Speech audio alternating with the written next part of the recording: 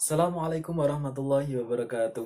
Hai anak-anak, selamat pagi. Ketemu lagi dengan Pak Sidik dalam pembelajaran dari rumah. Meskipun dari rumah, ingat kita harus tetap menjaga kesehatan masing-masing dan juga tetap semangat belajar. Mari kita awali pembelajaran pada pagi hari ini dengan membaca doa terlebih dahulu. Bersama-sama berdoa mulai. A'udzu billahi minasyaitonir rajim.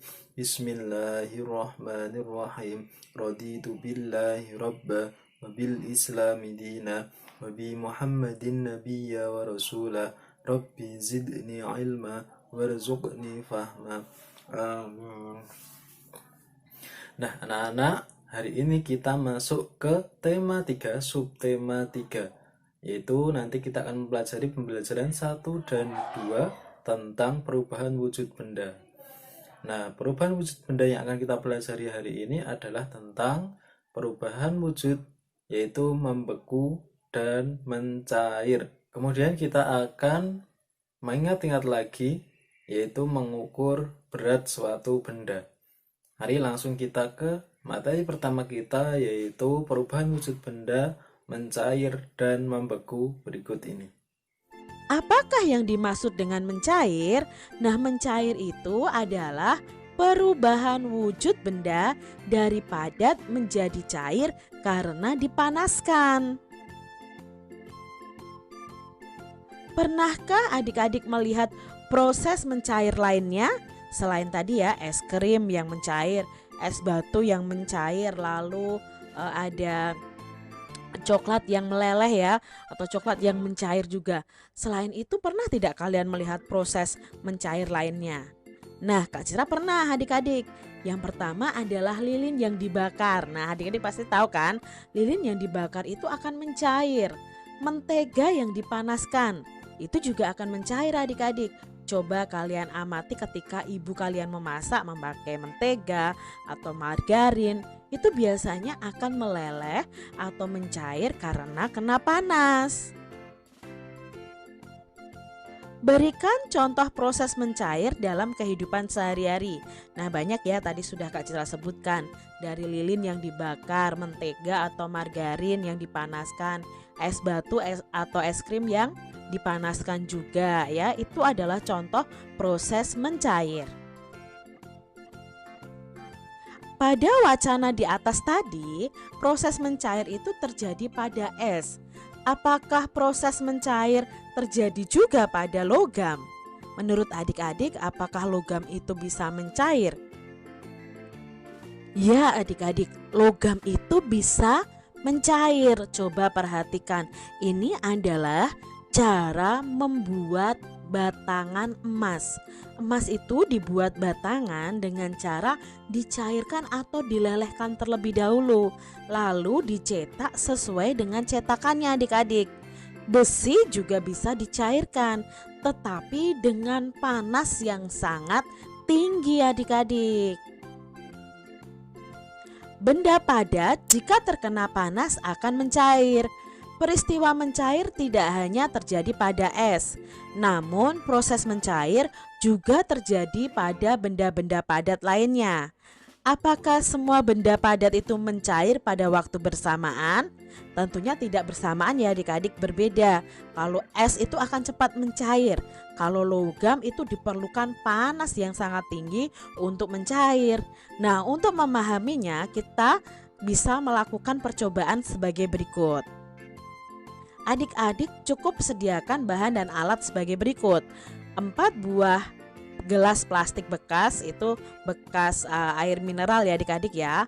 Lalu kalian siapkan es batu, coklat, kapur, dan mentega. Nah, adik-adik perhatikan di sini alat dan bahan yang harus kalian siapkan. Lalu langkah percobaannya adalah masukkan setiap benda ke dalam gelas. Satu gelas cukup diisi dengan satu benda. Jadi gelas pertama diisi es batu, gelas kedua coklat, gelas ketiga kapur, gelas keempat mentega. Nah, letakkan gelas tersebut di ruangan terbuka, ruangan yang terkena cahaya matahari langsung. Lalu diamkan selama 15 menit. Kalian bisa amati apa yang akan terjadi. Nah, di sini pasti mencairnya tidak akan bersamaan. Mungkin yang paling awal adalah es batu adik-adik yang mencair. Baru mentega, coklat, dan kapur ini butuh waktu yang sangat lama. Nah, adik-adik, di sini ditemukan bahwa titik cair masing-masing benda itu berbeda-beda. Es mencair jika suhunya mencapai 0 derajat Celcius. Nah, kalau besi adik-adik dapat dicairkan itu jika dipanaskan sampai suhu 600 derajat Celcius. Itu baru besi bisa cair adik-adik. Setiap benda mulai mencair pada suhu yang berbeda-beda. Suhu di mana benda mulai mencair disebut dengan titik leleh. Jadi setiap benda itu mencairnya berbeda-beda suhunya adik-adik. Nah, suhu di mana benda itu bisa mencair disebut dengan titik leleh. Nah, di sini kita akan belajar cara membuat es krim sederhana. Alat dan bahan yang digunakan adalah 2 buah kantong plastik dengan perekat atau zipper, 1 yang berukuran besar dan 1 lagi yang berukuran sedang, handuk kecil atau sarung tangan, lalu 300 ml krim segar atau susu atau santan, 2 sendok makan gula pasir, 6 sendok makan garam batu, dan 2 mangkok es batu berbentuk dadu. Nah, cara membuat es krimnya yang pertama adalah campurkan susu atau santan segar dan gula ke dalam kantong plastik yang berukuran sedang. Rekatkan ujung plastik dan pastikan plastik benar-benar rapat.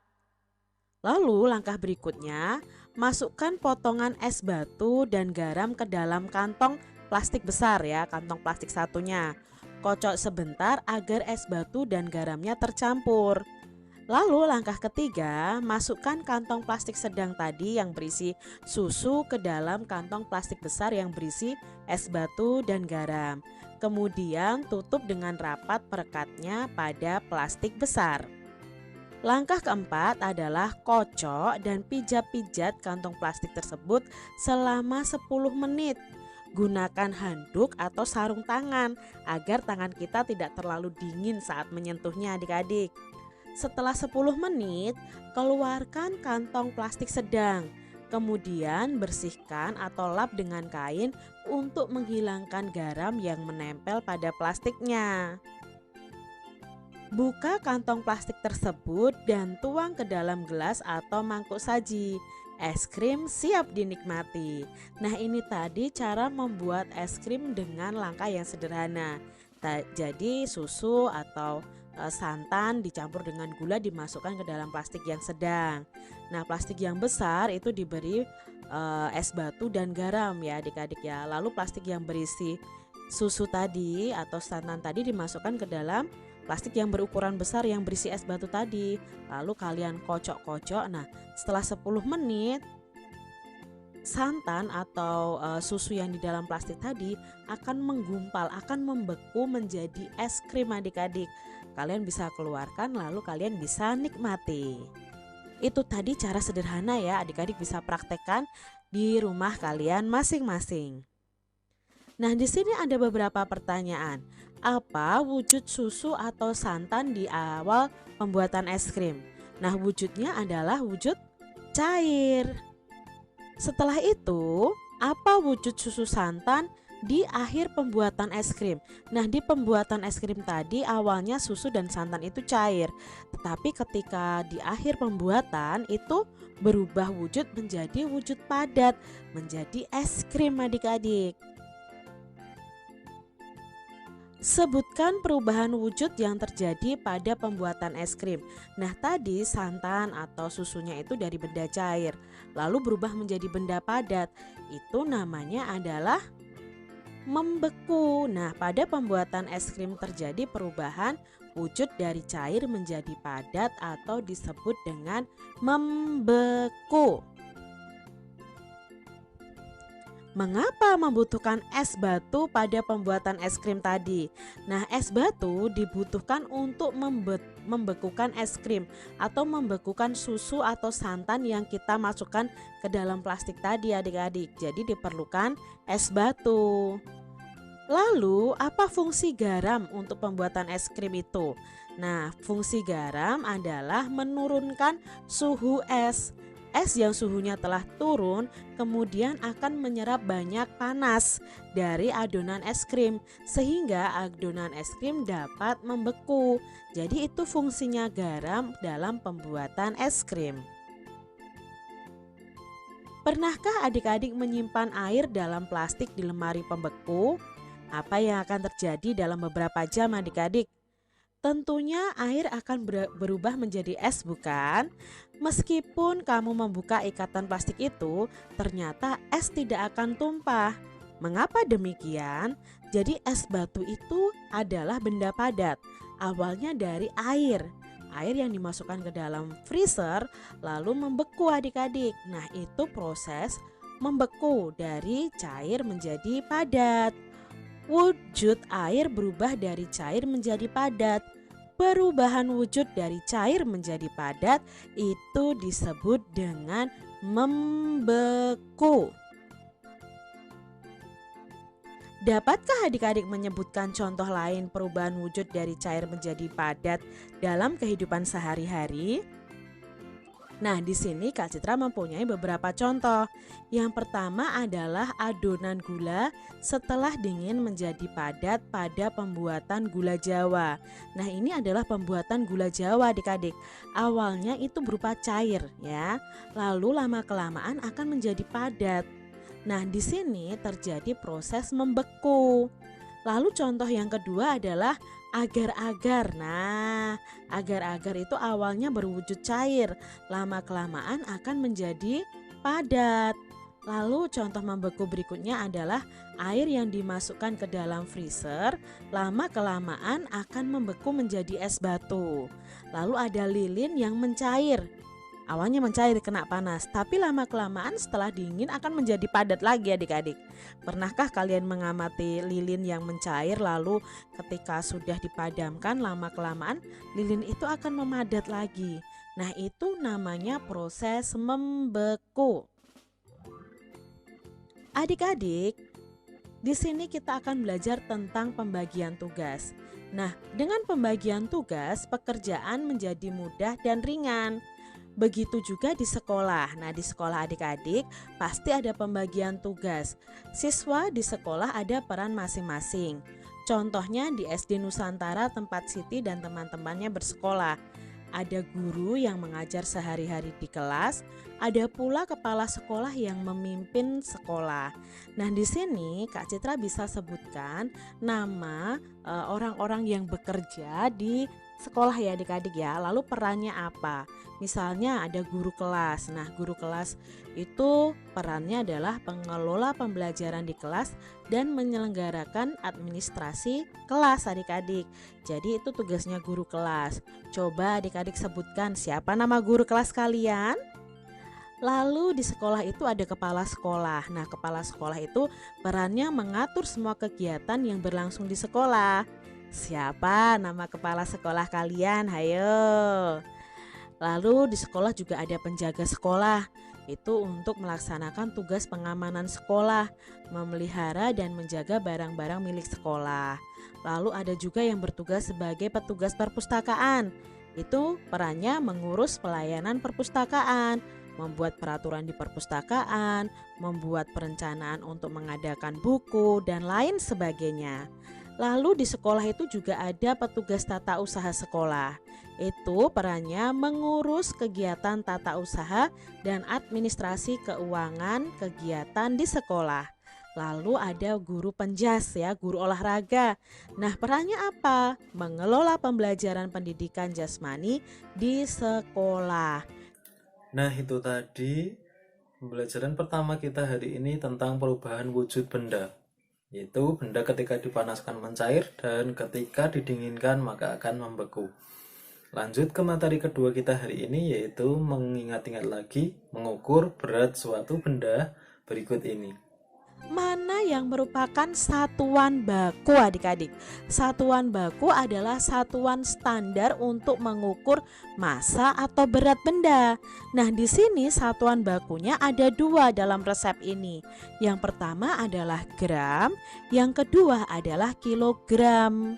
Jadi ada 2 satuan baku, gram dan kilogram. Nah, selain satuan baku di bahan untuk membuat kue ini, ternyata ada juga satuan yang tidak baku adik-adik. Nah, satuan yang tidak baku di sini adalah butir dan SDT tadi, sendok teh. Ada setengah sendok teh garam, ada 1 sendok teh baking powder. Ini bukan termasuk satuan baku. Selain kue coklat, Lani membuat minuman es buah. Wow, segar ya adik-adik ya. Minuman segar yang berisi buah-buahan dicampur dengan es. Bantulah Lani menimbang bahan-bahan untuk membuat es buah. Nah, di sini Lani membutuhkan sirup untuk membuat es buah. Berat 1 botol sirup adalah 600 gram. Berapa gram berat dari 3 botol sirup? Nah, di sini ada 3 botol sirup. Berapa ya beratnya? Nah, 1 botol itu beratnya 600 gram. Kalau 3 botol ada berapa gram? Maka bisa kita cari dengan cara 600-nya ditambah 600 ditambah 600. Karena ada 3 botol adik-adik. Maka jumlahnya adalah 600 ditambah 600 ditambah 600. Ayo, berapa adik-adik jumlahnya? Ya, 1800 gram beratnya. Itu bisa dicari dengan cara lain adik-adik, yaitu cara perkalian. Kalian bisa mencarinya dengan cara 3 dikali berat botol sirupnya. Nah, berarti 3 dikali 600 gram. 3 dikali 600 gram, kalian bisa begini adik-adik. 3, nolnya ini kalian tutup dulu ya. Tidak usah kalian tulis dulu. Jadi 3 dikali 6. 3 dikali 6 itu 18. Baru tambahkan 02 di belakangnya karena ada 0 di sini. Berarti jawabnya 1800 gram. Kesimpulannya, jadi berat dari ketiga botol sirup adalah 1800 gram. Buah yang digunakan untuk membuat es beraneka ragam. Perhatikan berat buah pada timbangan. Nah, di sini ada buah apa ya adik ya nih? Ini seperti buah pir ya kelihatannya ya. Ini 20 gram ya. Ini 20 gram ya. Lalu di sini ada 35 gram buah apel. Nah, kita cari tahu nih adik-adik, berapa gram berat semua buah tersebut? Nah, berarti kita tambahkan beratnya. 20 gram ditambah 35 gram. Berapa beratnya? Ya, beratnya adalah 55 gram. Lalu, buah manakah yang timbangannya paling berat? Apakah buah pir ini atau buah apel? Di sini 20 gram, di sini 35 gram. Berarti yang paling berat adalah buah apel. Ibu membeli 5 kg gula pasir.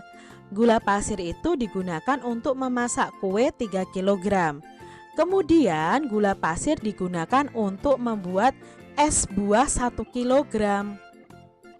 Berapa kilogram sisa gula pasir ibu? Berarti awalnya 5 kg. Lalu digunakan memasak kue 3 kg. Bertambah atau berkurang adik-adik? Ya, berkurang. Lalu digunakan untuk membuat es buah lagi 1 kg. Berarti berkurang lagi.